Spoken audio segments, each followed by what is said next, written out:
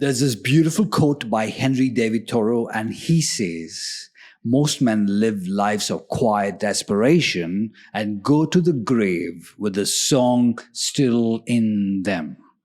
He's putting out a very powerful message here. He says that many people live in a state of quiet desperation, meaning they experience feelings of sadness, dissatisfaction, or unfulfillment in their lives. The desperation might not always be visible or even expressed, but we all agree that it exists internally. And when he says, go to the grave with the song still in them, he uses this as a metaphor of the song to represent our true self, passions and talents, or even potential. So going to the grave with the song still in them implies that many of us never fully express or realize our innermost aspirations and dreams or potential during our lifetime. In essence, he's pointing out that a significant number of people have been overshadowed by discontentment and unfulfilled aspiration, because most of us conform to societal norms and expectations. So we remain stuck in unfulfilling routines, and we never take the necessary risk to pursue our real passion or our talent. This is a big problem all over the world and has been for the longest time ever, because a lot of us find ourselves to be trapped in our mundane routines and unfulfilling jobs or social expectations, leading to a sense of quiet desperation.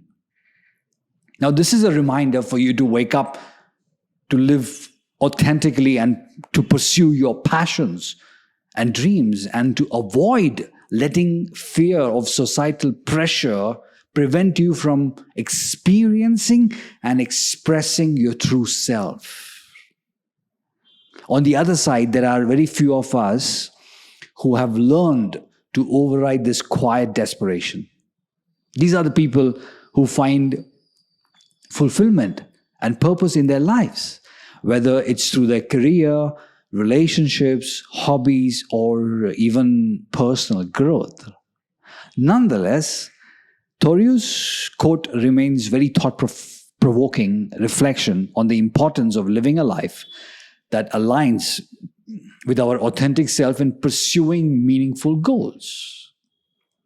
You know, when I meet a lot of people, I sense straight away, and sometimes I'm even able to recognize how frustrated they are because they are not able to recognize their potential and to see it in themselves.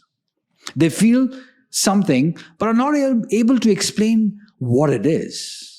And whenever the time does comes when they have really understood what they are good at, then they throw in the towel, offering excuses such as, I am too old or too young to be doing this. I believe that for at least some of them, beyond any resistance to commitment to practice daily, their own fear holds them back.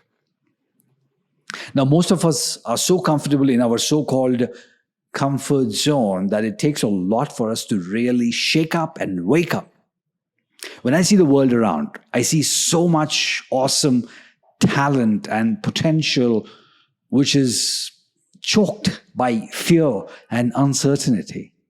And I wish this awareness grows with people where they understand the law of pure potentiality and see the infinite field of possibilities to really embrace their true gift. It also takes a lot of courage, and that courage will indeed take us to the very edge of uncertainty, which is also the very edge of our comfort zone. And at this very edge, there is a lot of fear that lingers. There are different kinds of fears, like fear of rejection, fear of failure, or perhaps even fear of success. The only thing worse than failing at something is succeeding and not feeling worthy of that success. Do you relate to this? Fear of rejection by others seems to be an issue most of us will have the opportunity to heal if you are going to access your gifts and talents and to be fully expressing and bringing the gifts to life. You know that feeling when you have these thoughts like, oh, what do I do if they don't like what I'm doing or what I'm going to do, or if they're not going to like what I've created? Oh, come on. Please, just get over it. You are creating whatever that you are creating or doing whatever that you're doing. It's because you want to do it for you and not for others. Of course, if others seems to appreciate and accept what you do, is definitely a bonus. But that's not the criteria to do what you do. Again, this fear trying to fit into other people's expectations is damaging our soul. And that is when I sense a purpose of being alive begins to fade and die. And this is the reason why there is so much of imitation in this world, because everybody is following everybody.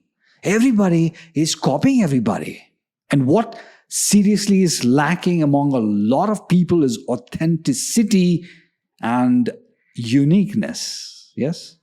If you truly listen to your heart and do what your heart says, but only because you're doing it for the heart and by the heart, then the universe will respond to you.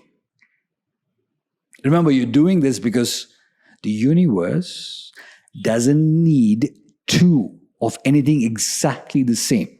Even two leaves from the same branch of the tree are not exactly the same. So why do we want to be the same as others? Something to think about. To the point, what I'm really making is when you express your natural gift or talent in whatever ways, it doesn't have to be anything tangible or intangible, then you're drawing upon your divine potential and give greater expression of your soul. It's going to be something which is enriching not only your life, but the life of others and even the world. Your expression will serve as a portal through which pure potential and the uniqueness of your soul will flow into the stages of life.